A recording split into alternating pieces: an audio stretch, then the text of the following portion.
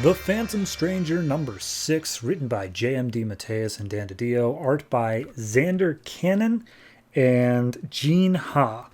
And this last issue had a whole thing of the dude who was a Terrence 13 was told by the Question to tell Phantom Stranger he knew where his family was.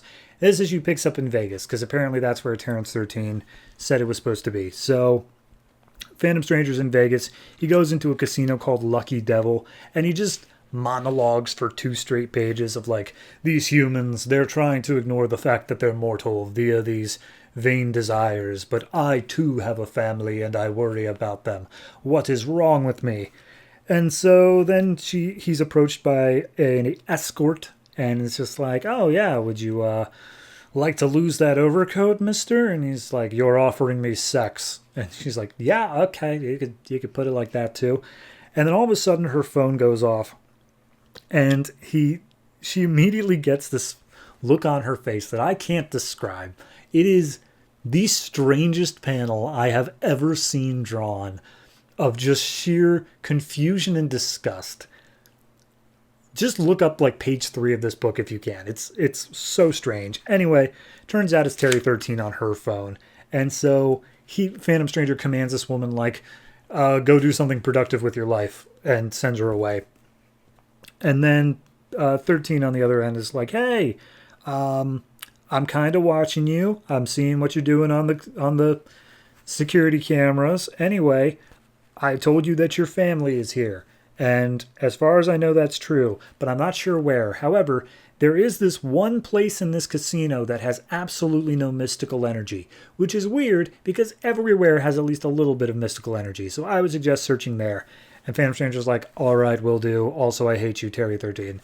So he goes into the high stakes poker room, and there's a guard at the door, and the guard's like, hey, you're not allowed in there. And Phantom Stranger just does the whole, yes, I am. Okay, go on in. And when he goes in, he's greeted by a omni-dimensional room where the 3 brothers, the sons of Trigon, are playing poker. And they're just like, hey, come on in. And he's like, kind of hard. You guys are floating in the middle of a void. And just like, oh, well, sorry. We thought maybe you'd be powerful enough to do that. He's like, oh, no, I can do that. And he makes himself a bridge to walk over to their poker table. And I can't remember all their names offhand. It's Suj, Ruskov, and I think Belial. So either way, they're all playing poker. And they're like, oh, hey, we just finished off with our last poker playing buddy, which is just at this point now a corpse in this chair that they toss over into the void. And they're like, how about you sit down and play with us? And he's just like, oh, well, you know, I do consider myself a friend and not an enemy at this point. So yes, I will play. And they're like, all right, well, what do you have to offer? And he says, oh, I have these pieces of silver around my neck. And they're like, yeah, no, we'll play for that. That's got a lot of mystical energy off of it. Totally good. Let's do it. So the dealer, who is quite literally Lady Luck, deals him in. And they're playing Hades Hold'em, which is just Texas Hold'em. I don't know why they felt the need to say otherwise, but it's Hades Hold'em. And at this point, Phantom Stranger, he's like poking around at everybody, and he's like, yes.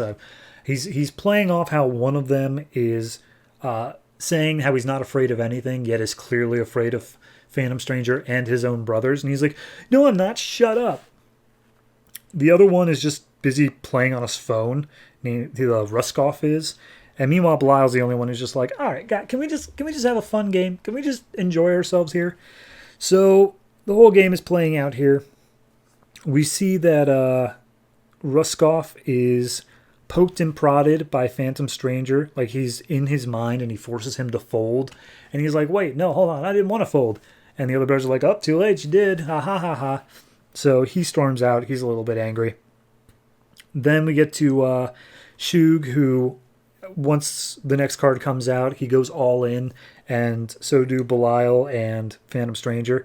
Meanwhile, Phantom Stranger's like, well, you know, are you sure you want to be doing that? And he keeps on poking and prodding inside of his head, to the point where Shug is like, I know you're in there. I can feel you in my head. You're cheating. You're lying. And Belial's like, are you are you poking around inside my brother's heads? And he's like, I give you my word that I'm not. And Belial's like, well, he says he's not, so we got to trust him. That's the rules around here. You got to trust your guess. And Shug is so pissed off, he just takes his cards, holds them to his forehead, stabs a knife through him, and says, like, you want to see my cards? There you go. I'm out. And so he folds. And Belial's like, all right, look, we don't even need to see the last card. We don't need to see the river. I know that you're here for some other reason. You're poking around in our brains.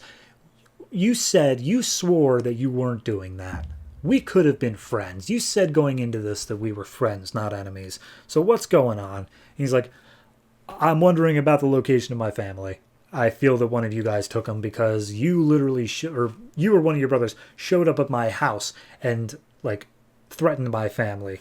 And he's like, yeah, well, if we did it, we would have owned up to it. But we didn't. We didn't do it. And this could have been a fun poker game.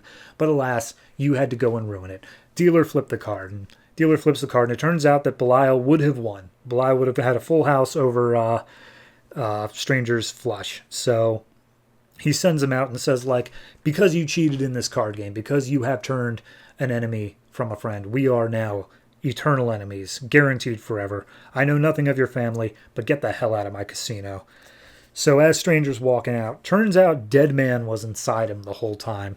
And Deadman was actually the one who was poking and prodding inside of the other's brains, trying to figure out if they knew anything about the family.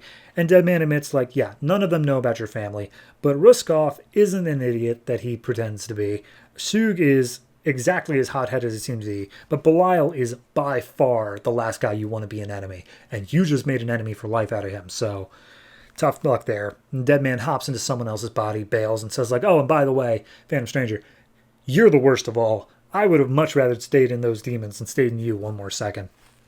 So the prostitute from the beginning comes back up and it's just like, hey, I was packing up my stuff about to begin a better life when my other cell phone rang, and it is once again for you. Please make this stop happening. And so he picks up the phone. He's like, Terry, stop calling me. And he's like, well, I would if you just got your own phone. Anyway, did you get your family back? And he's like, no, they didn't know anything about my family. This was a complete waste of my time. And he's like, okay, here's the thing, though. I know where they are. I know where your family are. I'm going to tell you where your family is. So just get on back here. And Phantom Stranger hangs up, and we see him once again. We see Terry once again talking to questions, saying like, well, I don't like lying to the Phantom Stranger, but you're saying I have to, so let's see what comes of it. So yeah. Overall, it feels like kind of just an issue where they had an idea, they wanted to play poker with some demons, and they just ran with it. It didn't really end up in doing anything. Because if you would have told me at the end of the issue where Belial showed up the first time, I think it was like issue 2, that he was an enemy, I would have believed you. But we just decided to do this thing. It looks great. It's a well-drawn book, and it was written fairly well enough. But in terms of the overarching plot, it definitely felt like padding for the sake of padding. So I got to give this one a 6 flat. While I do like certain things it did, it really didn't move the plot forward at all. Save for, we know for a fact the demons didn't do it, which I feel like I didn't exactly need that clarification, but hey, whatever.